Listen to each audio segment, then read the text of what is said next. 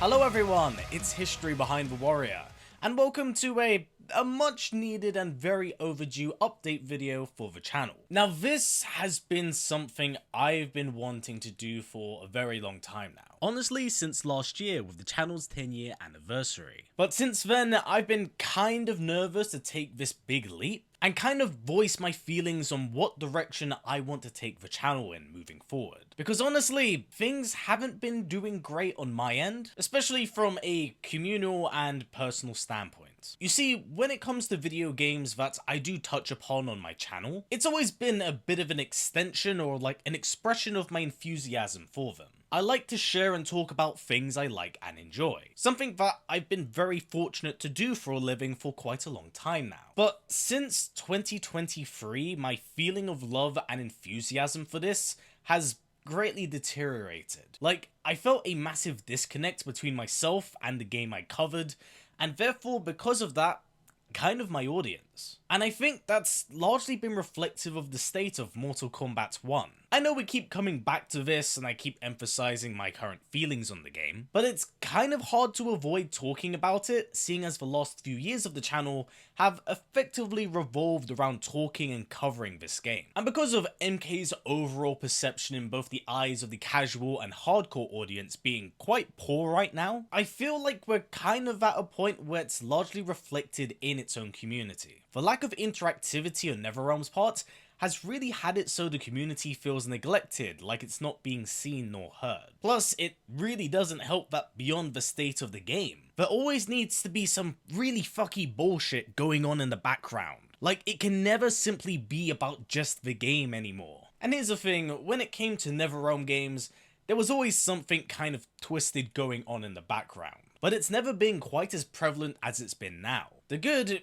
used to outweigh the bad. Which takes us to where we are now, where we've been in a state of radio silence since Final Kombat. Where it really does feel like we're just being ghosted at this point. And because of this neglect, the community is naturally looking for answers as to what's going on, and because they aren't being communicated to, they're turning towards content creators. The closest thing you kind of have to this point with people that have ties to the studio. But that's the thing, right? We are as equally in the dark as you guys are. And here's the thing, right? The ramifications of both releasing the game in the state it was, as well as leaving it in the state it is after broken promise, has basically destroyed the community from within. Pair that with an already frustrated fanbase that's clearly pissed off with getting subpar products, and it's no wonder the community has like so much infighting right now. And even speaking for myself, I'm actually pretty pissed off that I essentially have to fill in a community manager role because this isn't something I signed up for. I for one do not want to be associated with working directly with Warner Brothers in any capacity like that. And two,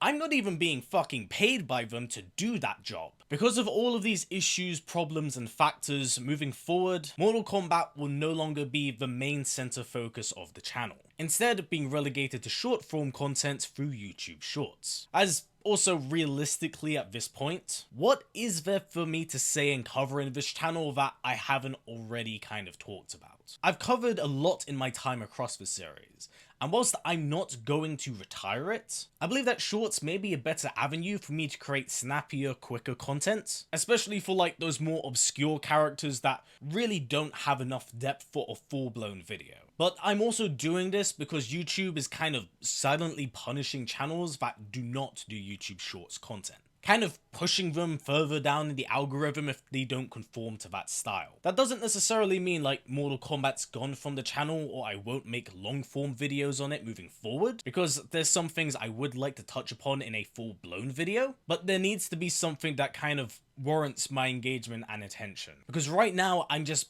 really not feeling it with Mortal Kombat. Like, I'll cover the movie when it does come out. Whether or not it's good or bad, I have no idea. But I also don't want to overcommit to something so soon. And I know to some, this must mean that I must be going all in on Injustice right now, but that isn't the case either. Because with Netflix and MK so tied to the hip with each other during this whole Netflix merger thing, it's kind of uncertain to know what exactly is going on. So from a business standpoint, I just don't think it's wise to fully commit to a game series that is yet to be announced through any real confirmation currently. I will be doing Injustice 3 for sure, but only when there's some actual substance to it. So it will be temporarily shelved for the time being. And just before you do get your hopes up, that doesn't mean I will also be fully committing to either Street Fighter or Tekken. If we're being for real, ever since the release of the new Big 3 for fighting games, one thing that's kind of been unequivocally true across all 3 games is that the stories aren't that great. Dare I say, a bit disappointing, purely from a storytelling standpoint. What I mean is that on the surface, like, there's so much unbridled potential here. They have the ability to tell something really unique, but have kind of missed the mark for each of them. Street Fighter 6, as awesome as the open hub world is, leaves a lot to be desired in my mind. Because you gotta remember, this is the first Street Fighter game in over 20 years that's a sequel to Street Fighter 3. And instead of giving us a more structured narrative, or something that's memorable and really kinda sticks the landing, we opt for something that's really safe and a bit more contained.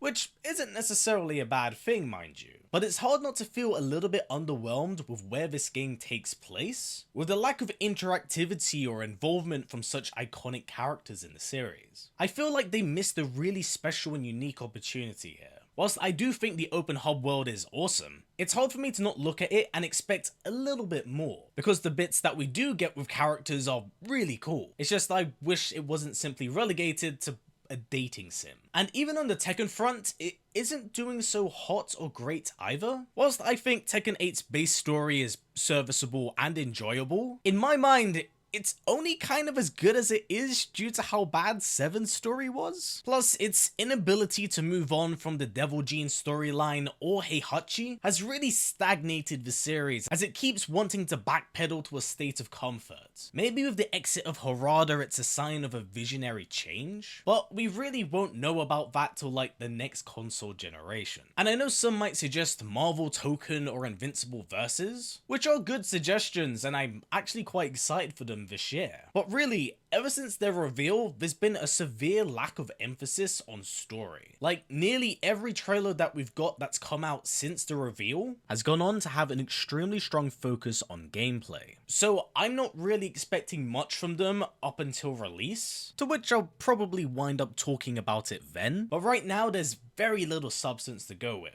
And I think after the last few years, I'm just probably a bit burned out from fighting games. Like, I'm genuinely quite fatigued and exhausted from it. It's why moving forward, I will be selectively picking and choosing what fighting game content I do want to cover or feature on the channel. But I think that by tackling it at my own pace and interest, it will allow me to want to talk about it because I feel like I want to talk about it. Which of course now does take us to a bit of a blank slate and open canvas for the channel. What direction do I feel like I want to take it in next? And I think that in my mind, the best thing to do is to just kind of talk about video games I really like or have an interest in again. As honestly, the most fun I ever had on this channel was covering content for God of War Ragnarok. The amount of creativity and depth that series had for me to really sink my teeth into was a lot of fun. And I would actually really love to get back to God of War quite soon. I just don't want to pull that trigger just yet until we get like an actual announcement, but that's absolutely on the table once that hand is dealt. Which brings me on to the 2 games that I will be talking about moving forward on the channel this year, Gears of War E-Day and Darksiders. Both games that have captured my interest for very, very different reasons. Back in the day, I was a kid that was basically raised on the Xbox 360, with my poison of choice outside of Mortal Kombat having been Halo 3 and Gears of War. Games close to my heart and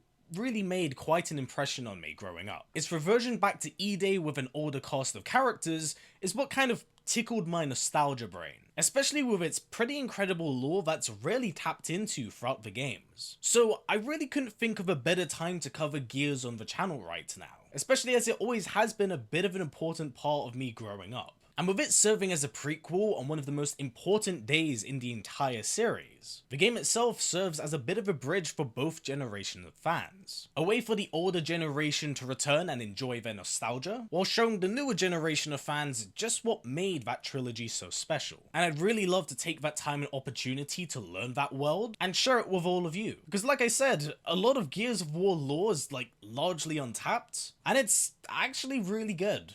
Double plus, it looks like even when I'm trying to take a break from fighting games, I still wind up covering them in some capacity. Because for those of you who don't know, General Ram from Killer Instinct, he's from Gears of War, being the prime and main antagonist of the first game. And hell, even then, there was actually rumors that a Gears character was supposed to be an Xbox exclusive character in Mortal Kombat 9. Of course, something that didn't quite take fruition, but still just a weird coincidence on my part that I happen to be talking about games and characters that do cross over with Mortal Kombat. Which now of course brings us on to Darksiders. And understandably, this one's a little bit out of pocket, but this is a really interesting one for me. Because whilst I wasn't raised in Darksiders, I've grown a really deep appreciation for these games. Especially Darksiders 2, which has aged incredibly well and is a very good game. If any of you were to play one or want to get into one, I absolutely recommend playing the second one. So once they announced the 4th installment last year, there was no way I was simply going to just allow this game to float off my radar. I'm absolutely going to be covering the series, because the lore of Darksiders is actually kind of insane, and kind of like my love for mythology from God of War.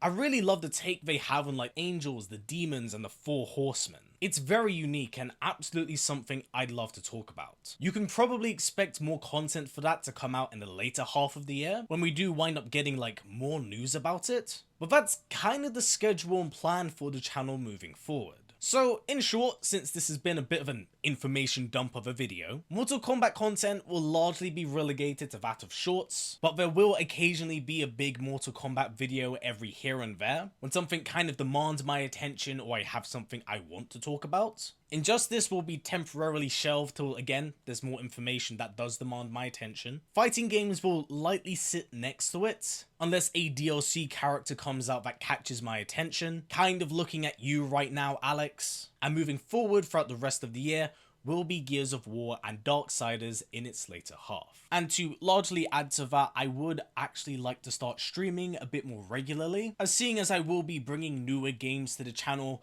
I'd want a lot of you to experience those games with me, as it would serve as a good way to be introduced to this new world, as well as like give me the opportunity to hang out with a lot of you. I don't get to do it too regularly and I kind of miss it. Right now though, it's about being able to find the time, and I definitely have to make the time. So please be patient on my part. I do want to find a schedule that can make it be like a weekly thing with you guys. And along with that, I would also like to do reviews. As well, I kind of feel like it fits into the theme of the channel, but I don't want to overcommit to something that big this soon. But that's definitely on the table and something I'd like to do, because I had so much fun with that Chaos Reigns review. So I'd like to do that for some other games I really like and enjoy. So with that said, this does largely sum up this very long-winded update video. I do apologize for it being as long as it is, but from what you can tell, I had a lot I wanted to talk about, and a lot that I feel I needed to talk about. I'm no fool, I know these are some pretty big and very ambitious changes coming towards the channel, of which some of you may like,